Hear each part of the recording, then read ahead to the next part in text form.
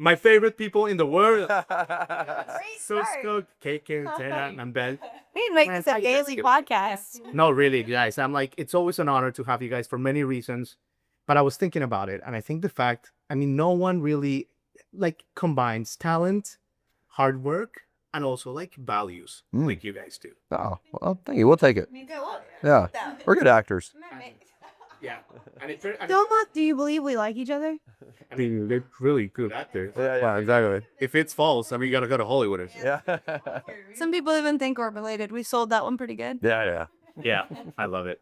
But I was listening to the new songs, guys, and I was thinking, KK, was there ever a time like where you guys were just like not good musically? Like the part that no one, because you guys were playing forever, but was there ever a part, guys, that you guys like struggled like with the instruments, struggled with the chords, like all that stuff?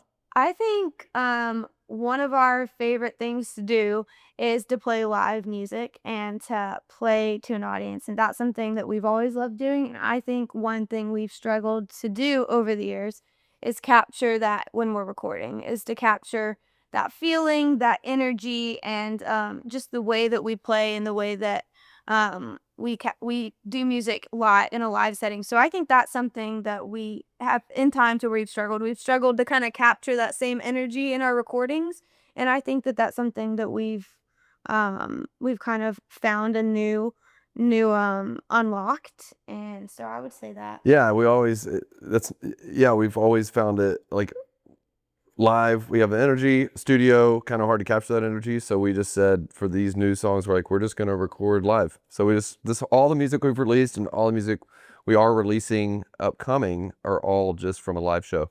Really? Yeah. I didn't know if we were saying that or not, so I got halfway through it. I saw you. I was like, is that public knowledge? Saying this? We're breaking it here. Yeah. News. This So great. new EP Yeah. is just a live show that we did at a venue called The End in Nashville, which is a really cool venue. That's great. Yeah, and some parts you can hear there's like people clapping in the background or people hollering or whatever. And yeah, it's not perfect, and that's what we wanted it to be. We wanted it to feel raw and real. We've struggled with. We are all perfectionists. Are you really? Yes, we will. Nothing's ever done if you ask us. Like, it would never be done unless we had to turn it, unless we had to say this is it, because we'll tweak and tweak and tweak till We're overthinking. So I think that's also another thing that we've kind of learned to embrace is the imperfection. And I love that. Yeah. I love that. But like, okay, so you guys are perfectionists. So like Jenna, like when you sit with someone or when you're with musicians here in Nashville, and maybe they're not technically like maybe as good as you guys, like maybe like I don't know. That's not usually the issue. Usually we're not good enough.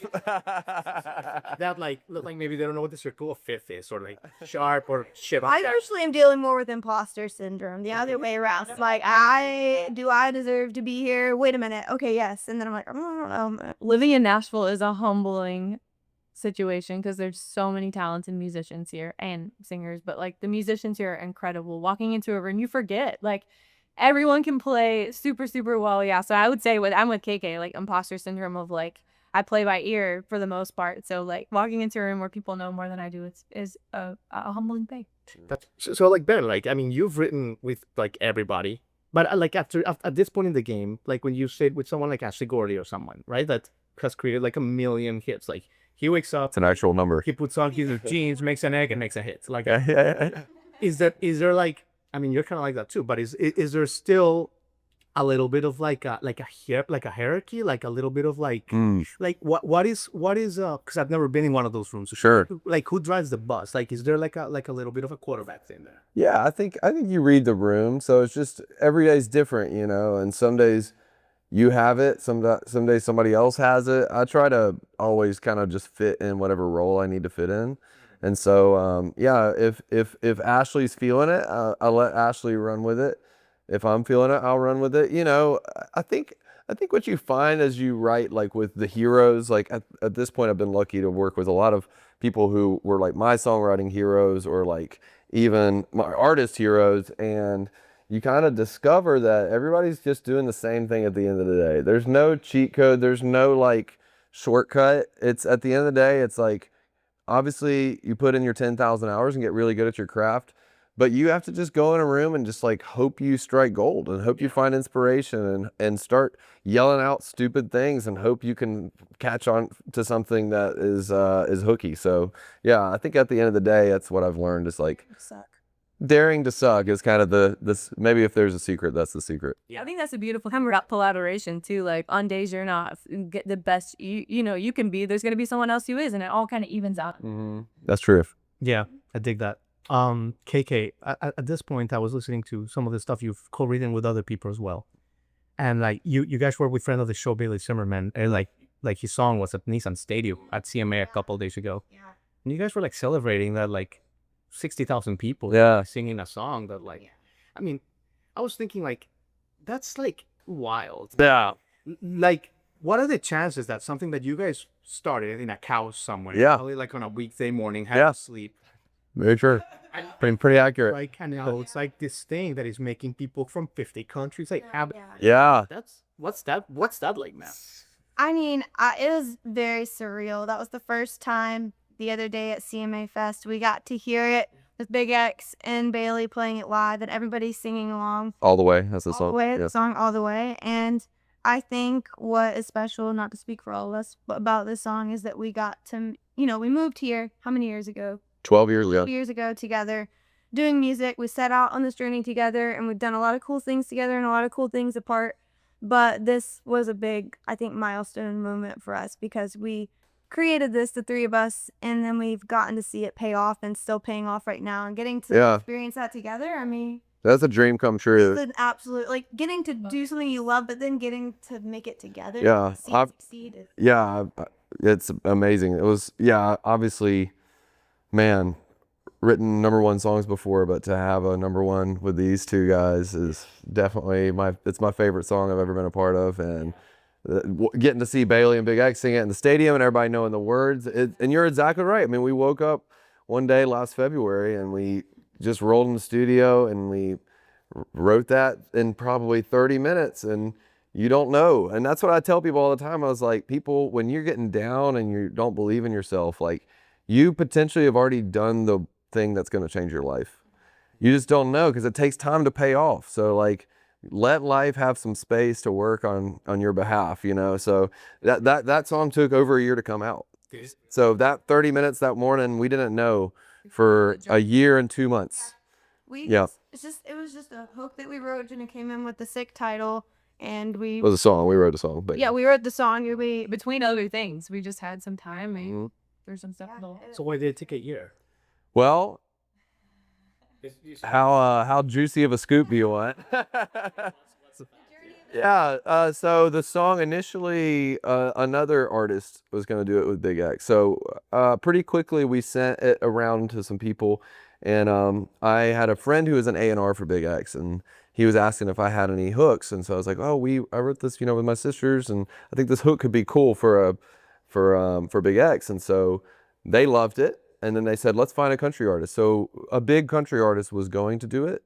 Probably the biggest country artist in the world was going to do it at one point. And then for whatever reasons, that fell through the cracks. And then another big artist was going to do it. Yeah. And then that fell through the cracks. I don't want to name names just because whatever. But yeah, 3 or 4 times, it seemed like, oh, maybe this song isn't going to work out because, there's always so many reasons, all these big artists are pulled in a million different directions, and then a lot of schedules have to line up, and then they've got a lot of voices in their ears, and so anyway, really thankful to Bailey. I mean, it was like Makes it that much more of a miracle. Like it makes it more of a miracle, and it's We're up where it was supposed to be. And things along the way that felt like what could have felt like the end of the journey of the song or a failure to the song ended up being all the things that got it to where it was and made it happen at the right timing. Yeah, but it is a whole perspective of how precarious the whole process is. It's like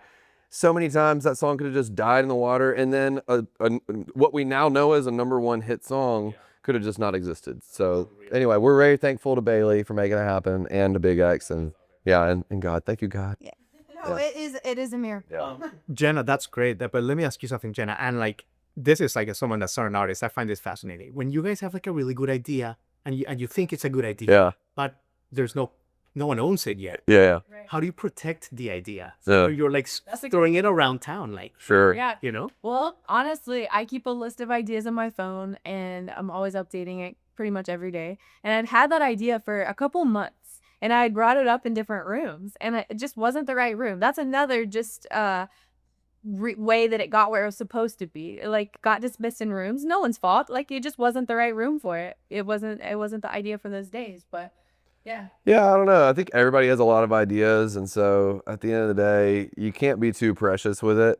You know, I feel like that's such a mark of an amateur writer, not to be whatever, but like when people hit me up like, I want to send you a song, I'm like, cool, send it. And they're like, well, I'm gonna like, just so you know, I've got the copyright on this stuff and I'm in reverse and I've gonna have to have you sign this thing my lawyer made. And I'm like, oh, that's a sign that this person has no idea. Yeah, exactly.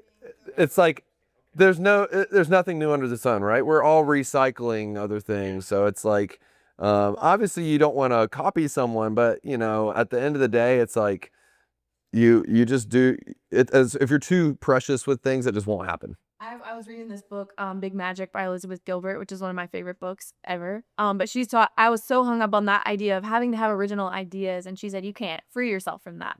The way you have an original idea is to give your perspective on it.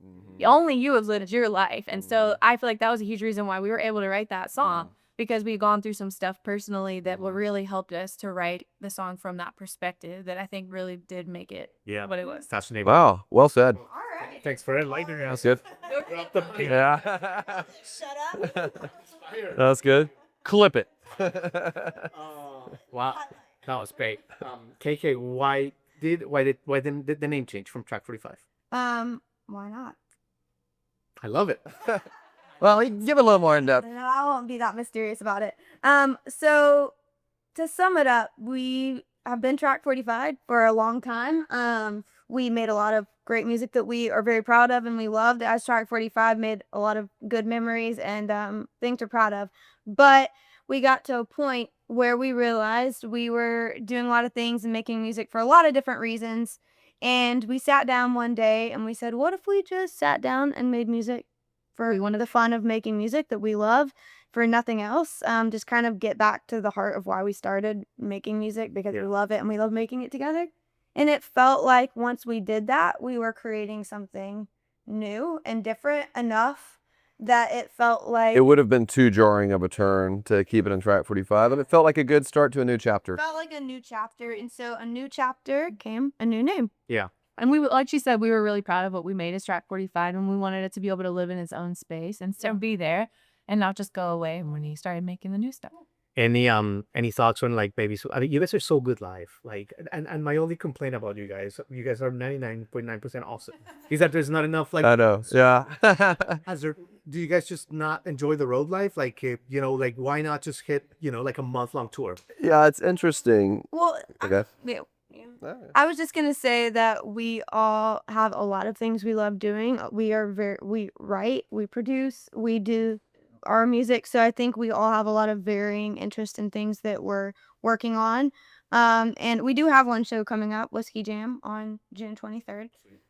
But yeah, you look like you have something to say too. Oh, that's what I was gonna say. Okay. Well, Yeah, we're open to it. If the right, if the Manifesting, Elizabeth. yeah, Nuts tour. yeah, we like we said, we love playing live. It just needs to be the right opportunity. So we're open to it. But yeah, we haven't found the right opportunity to like commit to a long tour yet, because like you said, we do have a lot of opportunities here. So it just has to be the right fit. Well, let me finish with this, guys, because you guys are gonna play a song and we're stoked. Ben, CMA Triple Play winner, one of many awards. Are you like, where are you keeping your awards? Are you starting to run out of space? Like next to your basketball memorabilia? Man, I will say it is funny. I love Nashville because Nashville loves on the songwriters, you know? And all my friends in LA come into my studio and they're like, dude, why are there so many plaques here? I'm like, dude, it is like, you think about writing a song here and they're like, here's a plaque, here's a plaque, here's a plaque. They give us a lot of love here. So no, I'm very thankful for it. And I got plenty more room though, don't worry. Well, guys, you've said it all. I mean, you guys are the best. I could talk to you forever. So we're so grateful for this new chapter, guys. Thank you for all the values and the music and the artistry you bring to the world. Yeah, you want to pick us up? What was the song? Yeah, thank you so much. Back in next episode for a Below Deck exclusive. Recap. Yeah. Recap. Boston. Yeah, that is a real good stuff. 1 hour of straight Below Deck. Hey y'all, we're Why Not, and we're gonna play y'all our new song, Willow in the Oak. 2, 3, 4.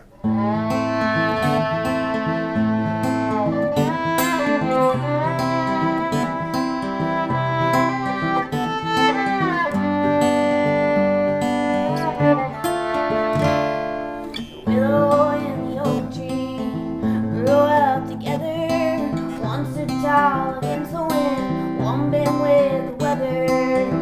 Don't make one weaker, don't make one better. Willow and the oak tree stood tall together. The man and the woman stand with the preacher. One of them a wide-eyed dreamer, the other a believer. Don't make one better, don't make one weaker. The man and the woman, she needs him, me neither. It's the give and take, the vows you make a life worth living. We're the same but we're different, yeah. Roots run deep, and we all need some forgiving and some remembering the blessings that we're given. Ah, ah, ah, ah. A brother and a sister, two paths to follow. One looks back to yesterday, one looks to tomorrow.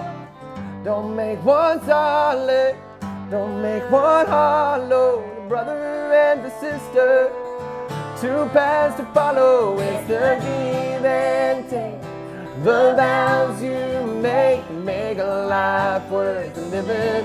We're the same but we're different, yeah. Roots run deep, and we all need some forgiving and some remembering the blessings that we're given. Ah, ah, ah, ah. Take it, Kaya.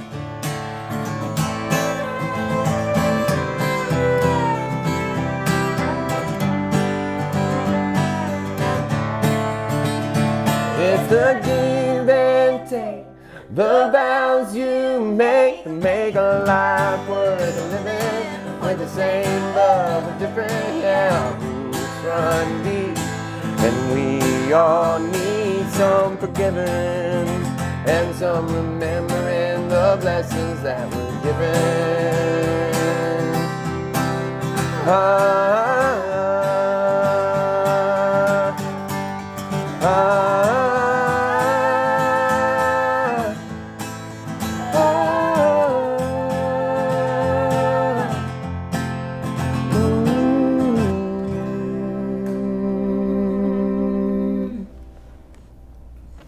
Thank you for tuning in. Click here to subscribe and get the latest from the show, including exclusive behind-the-scenes footage and once-in-a-lifetime performances. And as always, thank you for making Jrodconcerts Media part of your day.